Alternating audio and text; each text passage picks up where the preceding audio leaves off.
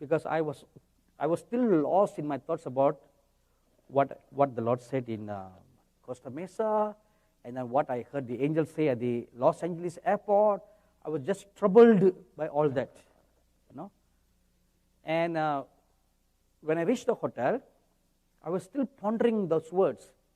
What does it mean? I will devastate. He didn't use the word destroy. I clearly remember the word.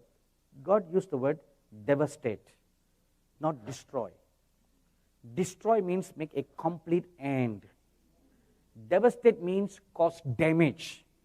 To wake you up to think. To wake you up, devastation is a forerunner to destruction. Before destruction comes, it shakes you up. Come on, wake up. It's a shaking, devastation. So I tried to remember, and I Googled this morning, Houston flooding. And a whole bunch of articles came up. Then I saw, oh my God, this happened recently, right? In the month of May, when there was a great flooding in the city. And not only that, before this great flooding, the first major great flooding in Houston took place in 1935. That was the first time there was a massive, great flooding in Houston, and it devastated. And the news media uses the same word, devastation. So it seems that there is a history of flooding in Houston, and it is an instrument used by God. If you remember that we read in Revelation chapter 14, verse 7, that the judgments of God comes upon the waters and the fountains and the rivers. You know, God removes the boundaries and the waters overflow. They overflow. Even the seas. The Bible says God puts a command, so much you can come. He puts the boundaries. But when God removes the boundaries, then they come rushing into the towns, rushing into the cities, rushing everywhere. Your rivers overflow. About 15 years ago, I was in St. Louis. That was my first visit to St. Louis. And I went up, after I finished ministering, as I came and sat in the pew, I saw this angel walk towards me. He said, "You are not done yet. I want you to give you a word for this nation." So I went up to the pulpit, and this angel told me, "Tell these people that unless rivers of intercession flows in this nation, like the Mississippi, great destruction will come upon the nation." And this angel I saw was the chief prince angel of the United States of America. And I've seen this angel many times in the past, ever since, you know. He stands so huge right near where the Statue of Liberty is, with a long drawn sword, and he stands guard looking over the whole of North America. He is your chief prince. For protection or for destruction. The two things can happen.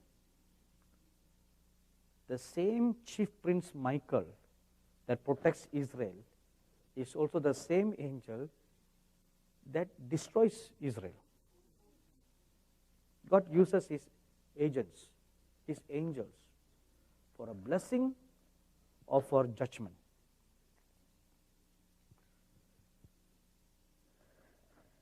The sins of USA are more than the sins of others.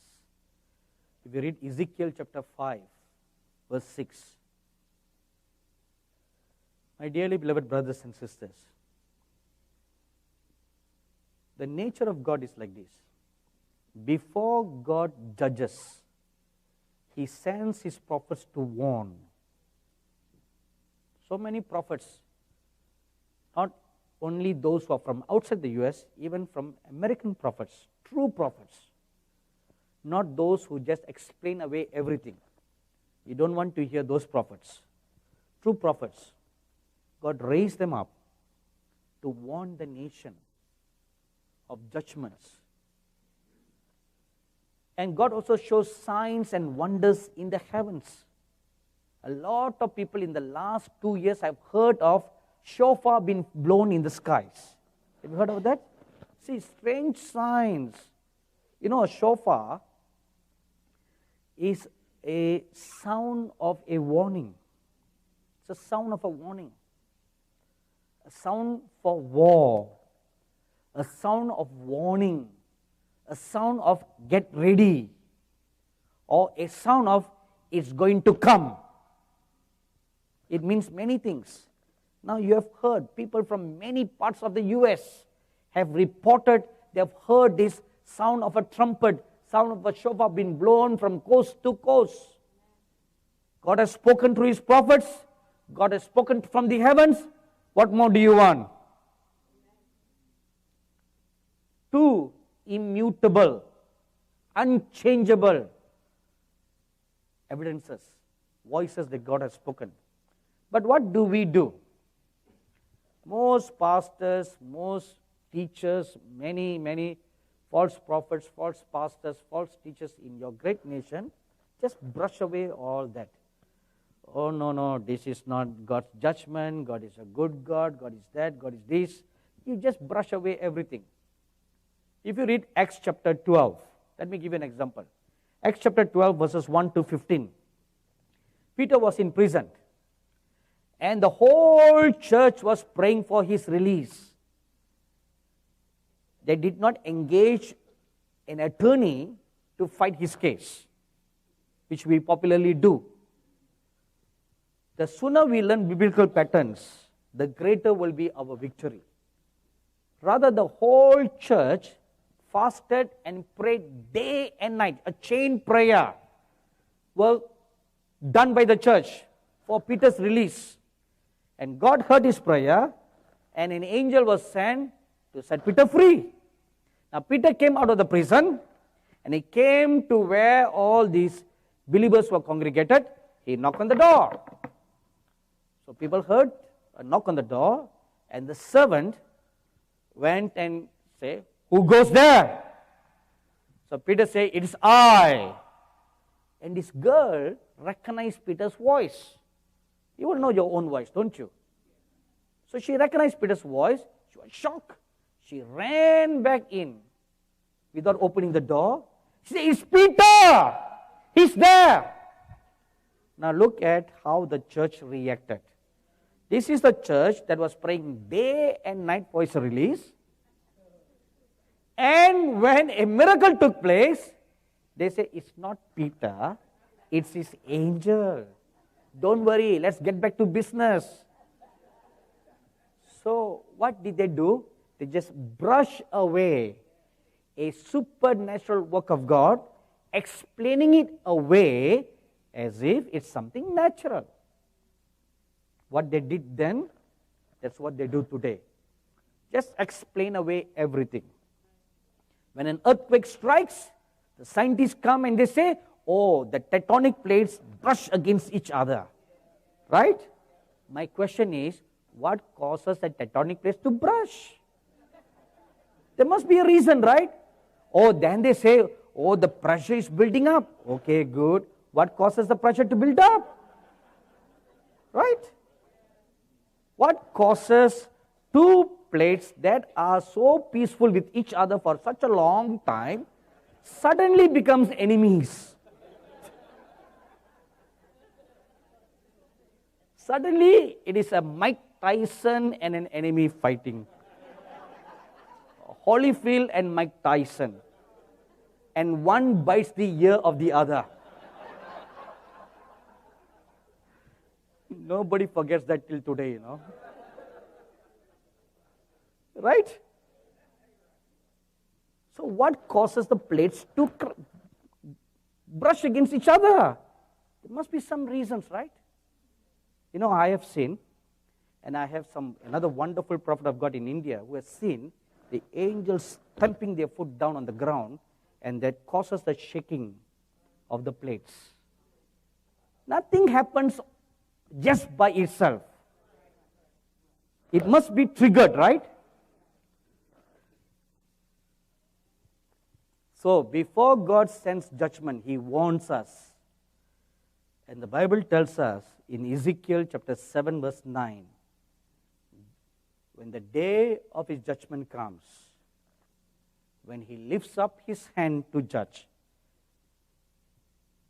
He will not spare, neither will His eyes show pity. When it is marked for judgment, it's marked for destruction, He will not spare any longer. And what I fear for you very much now is what just happened yesterday, the Supreme Court judgment. It has thrown open the nation for God to look at her and judge her. You know, I remember hearing from a very, very respectable prophet of God from the US who received a word from God like this. Among the many words that he has received, many things have come to pass. And one word was, the day you see the gays and the lesbians coming out of the closet, that is the day, the last days. Means they are no more hidden. They no more keep their shameful, sinful life a secret. They come out of the closet and they're making an open claim to that.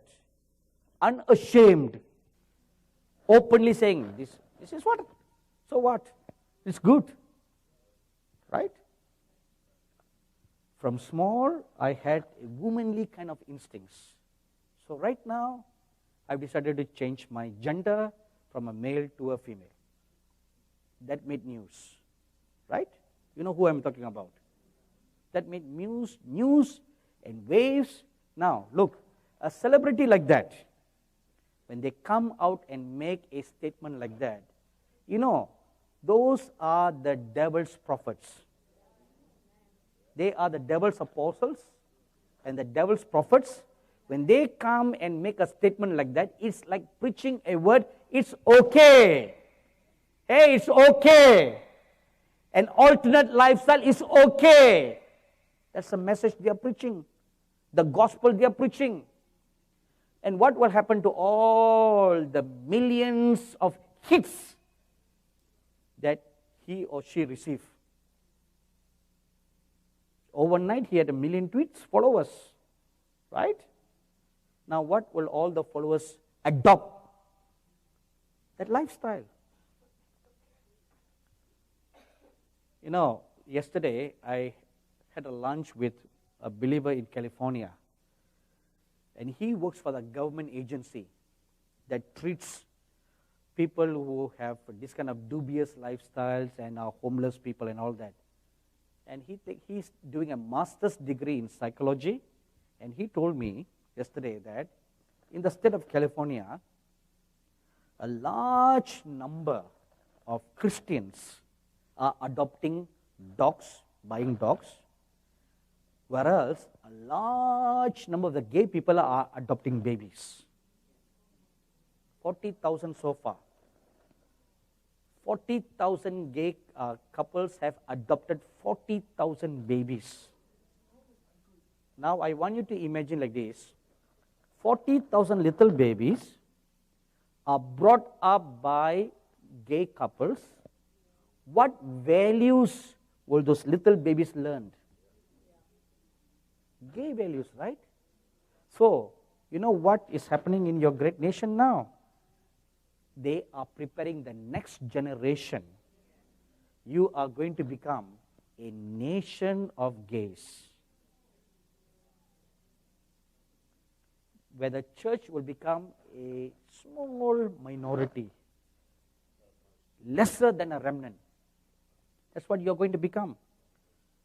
And you're not doing anything about it. You are just hearing and you're walking away. You know, when that Charleston shooting took place, I sat down and I watched the news and I was feeling remorseful, I said, this young boy, 21 years old, just went into this church and he's proud about that. He said, I planned this for a long time to make a statement. And not only make a statement, but start up a race war all over the US. I was looking at that, and then I called to remembrance that either last year or the year before last, when I was speaking at the conference in Lancaster, the word of the Lord came unto me, there will be communal riots between the blacks and the whites, and how the blacks will be killed, and that will cause racial riots. So I called to remembrance. At that moment, the Lord Jesus walked into my room, came and sat beside me, and he too was watching the news. And then he turned around and asked me a question. 2 years ago, I revealed to you that this will happen. What did you do about that? I was shocked. I looked at the Lord, I dropped on my knees, and I fell at his feet. And that day I realized one thing, not only a revelation should be revealed, but you should pray that it does not come to pass. I was guilty. I repented before God. I said, I'm so sorry, Lord. I repented. And that's when the Lord gave me a message for such a time as this. What should we do? Which I preached at the conference in the Chinese church. For such a time as this. Then the Lord began using Esther's example. He elaborated to me. A warning was given to Esther. What did she do? She did not walk away. She did something about it. She fasted, she prayed. As a result, the destruction was averted. If the 600 people who heard your prophecy that day had done something about it, prayed that there won't be a racial riots, that killing would not have taken place. That incident in Ferguson would not have taken place. None of the whites killing the blacks would have taken place. The riots in Ferguson, the killing in Charleston would not have taken place. But what are we doing? You know what? Let me tell you honestly, okay? People like you all. See, when I say people like you, please forgive me. I don't mean that I'm better than you. Please don't think like that. Remnant people like you all, who go to such meetings like this, good people like you all, who don't want to hear sugar-coated message. But you know a mistake you make? You hear, you just walk away. You are worse than those who hear a sugar-coated message. You are worst. Because you hear, you know. What did you do about it? You heard it. What did you do about it?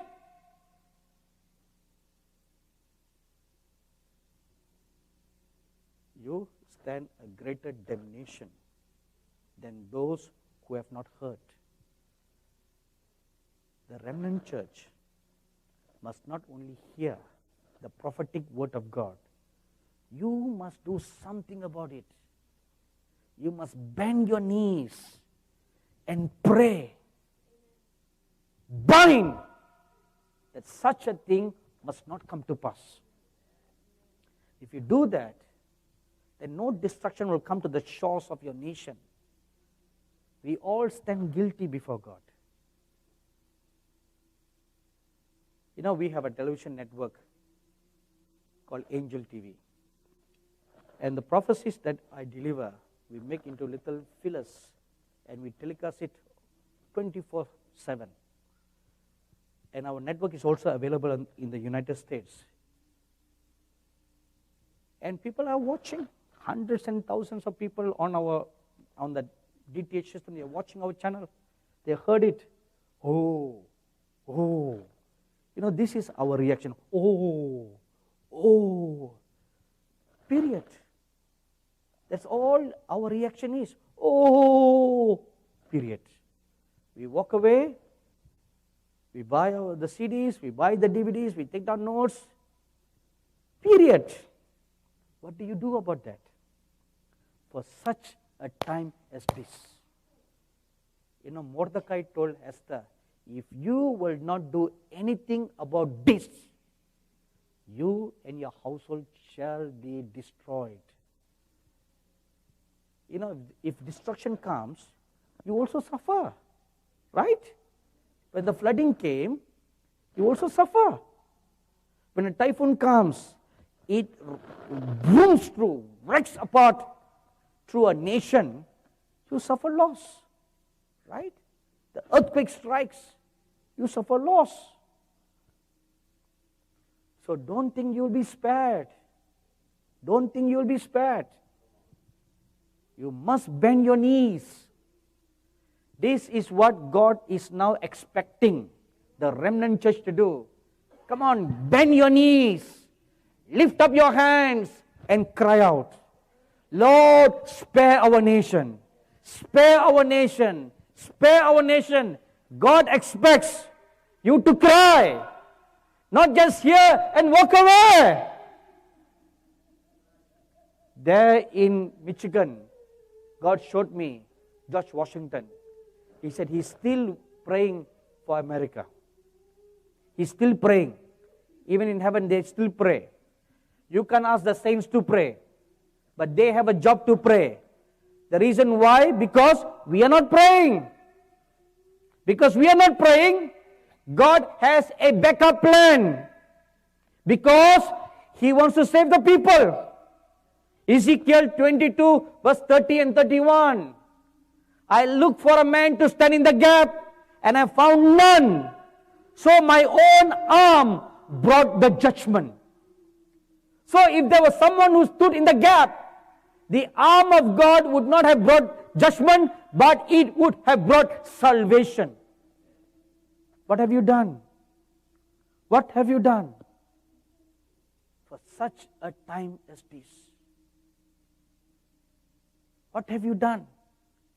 When all this talk about same-sex marriage was going on in the nation, what did you do? If you had done something, the Supreme Court would not have passed the law. If you had prayed, Obama would not be in office. And if Obama was not in office, the liberals would not have become judges. 2008, before the elections, I was in Louisiana. And after Louisiana, actually this is my third visit to Houston. I was flying from Baton Rouge to Houston for a meeting for a church. And because of bad weather, the plane circled around Austin for about half an hour to 45 minutes before it came to Houston. And as the plane was circling, I was praying, fasting and praying for the election. This was in 2008. And as I was fasting and praying, I was taken up to heaven. And I sat before Abraham and Moses. And I saw that Father Abraham had a file in his hand, a thick file. And on the file, there was written the word USA. And he looked at me and he said, Obama will be elected to office. I said, how can that be, Father? How can that be? I said, what about the Republican Party people? They are pro-Christians. I interceded.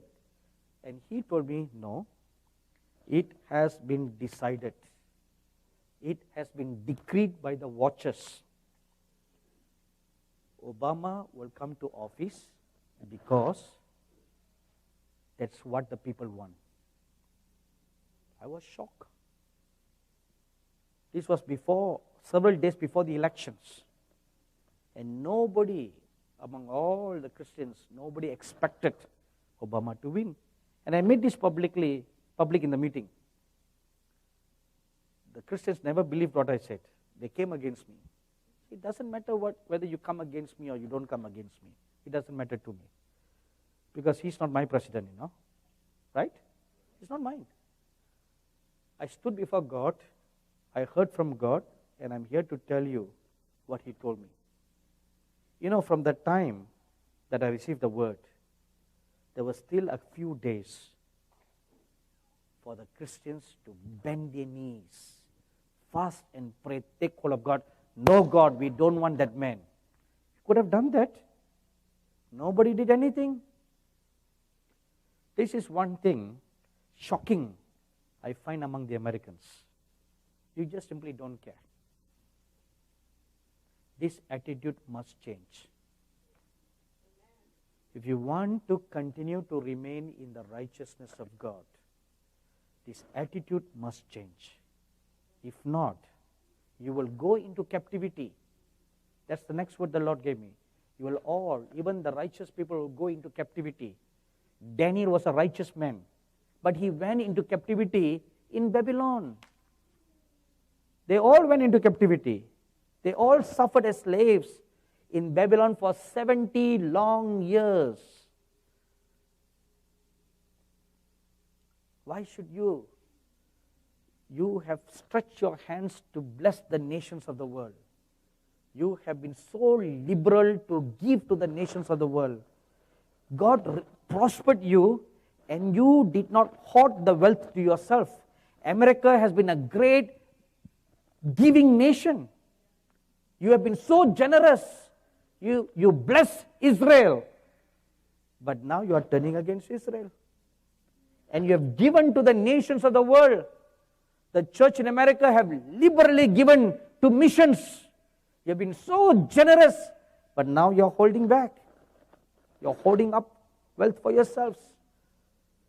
See, you are turning back from righteousness.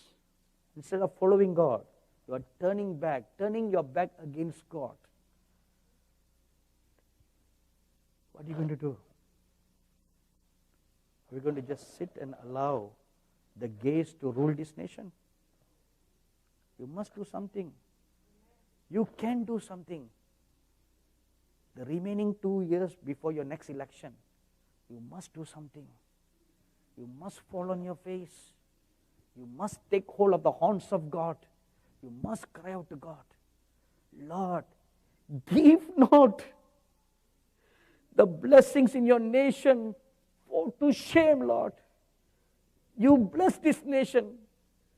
Don't let this nation be put to shame. You should cry out to God. You should take hold of God. This is your destiny. For such a time as this, you are called.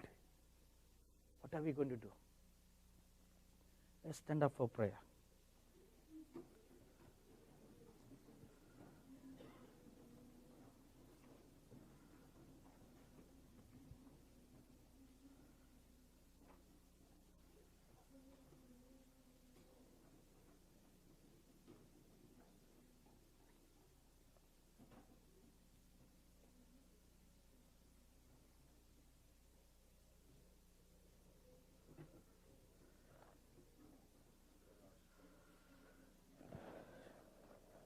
The prophet Jeremiah said, oh, let my head be fountains, be waters, and my eyes a fountain of tears.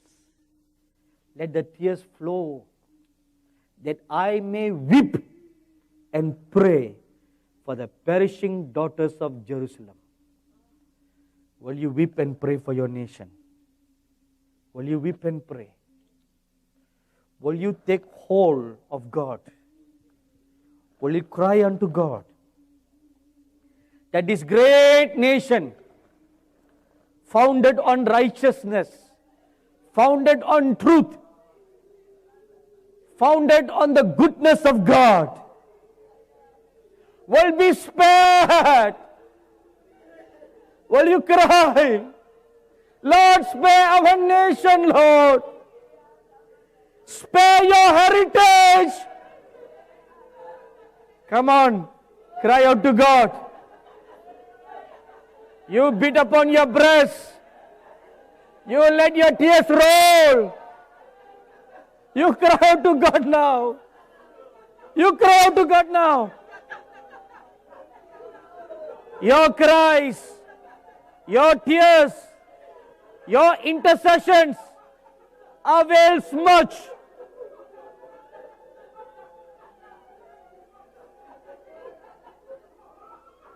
You cry out to God.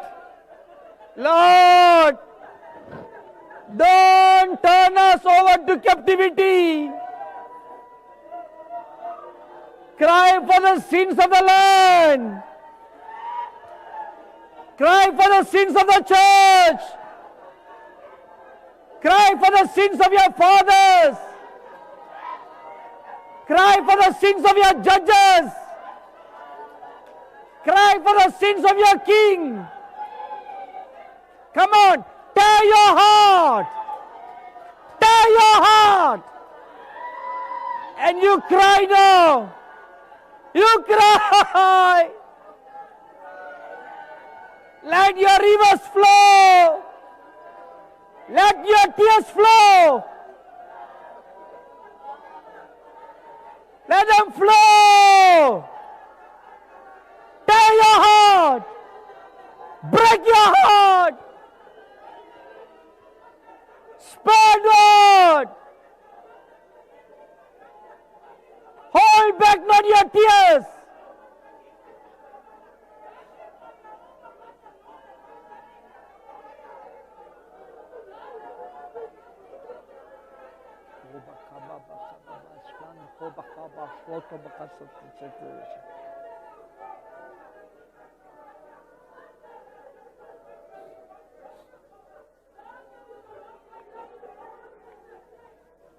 Shakor had seke bashat. O makas la hava kabashat.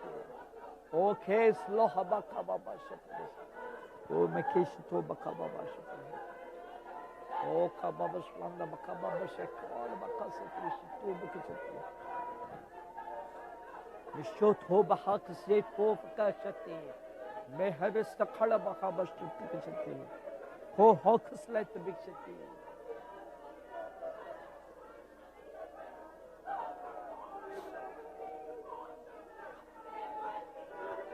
Cry out. Cry out. Don't be silent. Don't be quiet. Cry out. Take hold of the horns of God. Take hold of the horns of God. And you cry out now. You cry out. Let your tears flow.